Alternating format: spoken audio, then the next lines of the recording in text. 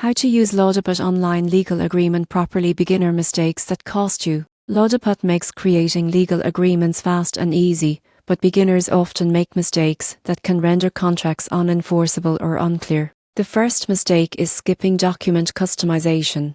LawDepot provides templates, but generic language may not fit your situation. Tailor clauses to reflect the specific terms, parties, and obligations involved. Another common error is neglecting legal requirements. Some agreements require notarization, witnesses, or specific state-compliant language. Failing to meet these criteria can make your agreement invalid.